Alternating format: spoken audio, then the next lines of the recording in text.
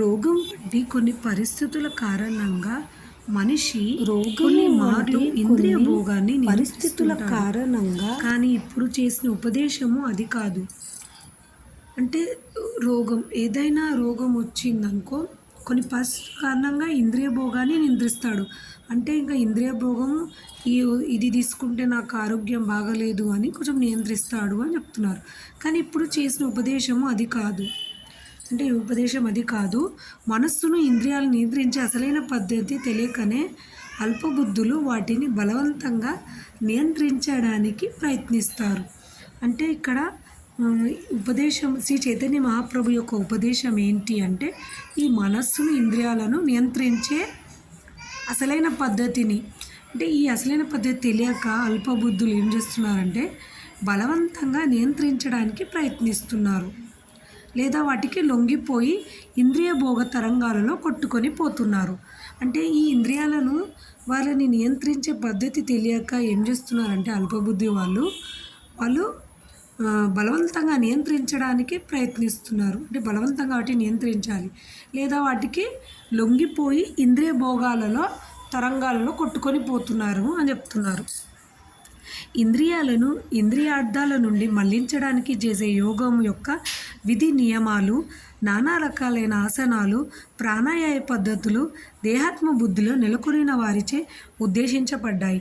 అంటే ఇంకా ఈ మనస్సును మనం నియంత్రించాలి, ఇంద్రియార్థాల నుండి మళ్లించడానికి యోగము, విధి నియమాలు, నానా రకాలైన ఆసనాలు, ప్రాణాయామ అంటే ఇవి చెయ్యొచ్చు, వాటిని నియంత్రించడానికి ఇవి చేయొచ్చు అని చెప్తున్నారు. కృష్ణ చైతన్యంలో నెలకొన్నట్టి బుద్ధిమంతుడు ఇంద్రియ కలాపాలు బలవంతంగా ఆపడు. కృష్ణ చైతన్యంలో మనం ఉన్నామనుకో, బుద్ధిమంతుడు ఇంద్రియ కలాపాలు అంటే వాళ్ళ ఇంద్రియ కలాపాలను బలవంతంగా ఆపడు అని చెప్తున్నారు. పైగా అతడు తన ఇంద్రియాలను కృష్ణ సేవలో బలవంతంగా ఆపరు అని చెప్తున్నారు. పైగా అతడు ఇంద్రియాలను కృష్ణ సేవలో నియోగిస్తాడు. అంటే ఈ కృష్ణ చైతన్యంలో ఉన్నవారు వాళ్ళ ఇంద్రియాలను కృష్ణ సేవలో నియోగిస్తారు అని చెప్తున్నారు. పిల్లవాడు ఆడుకోకుండా ఎవరూ ఆపలేరు, కానీ ఉన్నతమైన కలాపాలలో నెలకొల్పడం ద్వారా అల్లరి పనులను ఆపవచ్చు. అంటే ఇక్కడ ఏం చెప్తున్నారంటే పిల్లవాడు అల్లరి చేస్తాడు, పిల్లవాడు ఆడుకుంటే ఎవరు ఆపలేరు కదా. అయితే ఆ ఉన్నత కలాపాలు నెలకొల్పడం ద్వారా, అంటే ఆ పిల్లవాడికి ఉన్నతమైన కలాపాలు నెలకొల్పడం ద్వారా ఆ పిల్లవాడి యొక్క అల్లరి పనులు ఆపవచ్చు అని చెప్తున్నారు. అష్టాంగ యోగ పద్ధతి ద్వారా బలవంతంగా ఇంద్రియ కర్మలను నిరోధించే పద్ధతి అల్పులకే చెప్పబడింది.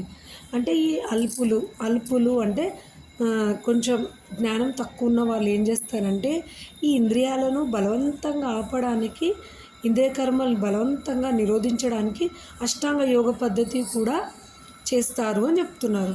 ఉన్నతమైన కృష్ణ చైతన్య కర్మలను నెలకొల్పడం ద్వారా ఉన్నతులైన జనులు సహజంగానే సంసారిక తుచ్చ కలాపాలను ఆపివేస్తారు.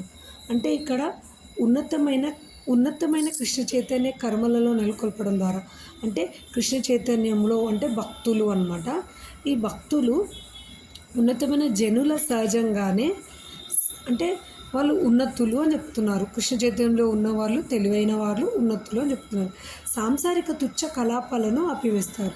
అంటే సాంసారిక కలాపాలు ఏంటి? సంసారం అంటే ఇది ఈ సంసారం ఇంత భారంగా ఉంది, పిల్లలు చూసుకోవాలి, ఇవన్నీ భారంగా అనుకుంటాయి కదా. ఎవరైతే కృష్ణ చైతన్యంలో ఉంటారో వాళ్ళకొక తుచ్చ కలాపాలు అనిపిస్తాడు. ఇదొక తుచ్చమైనది ఒకటి అని అనిపిస్తుంది అని చెప్తున్నారు. నెక్స్ట్ శ్రీ చైతన్య మహాప్రభు కృష్ణ భక్తిని ఈ విధంగా బోధించారు. అంటే చైతన్య మహాప్రభు కృష్ణ భక్తిని ఈ విధంగా బోధించారు అని చెప్తున్నారు. ఈ భక్తి శాస్త్రము పరిపూర్ణమైనట్టిది. అంటే భక్తి శాస్త్రము అన్నిటికంటే ఉన్నతమైంది, పరిపూర్ణమైంది ఏది అంటే భక్తి శాస్త్రము అని చెప్తున్నారు. శుష్క జ్ఞానులు భౌతిక శక్తి నుండి బలవంతంగా బయటపడడానికి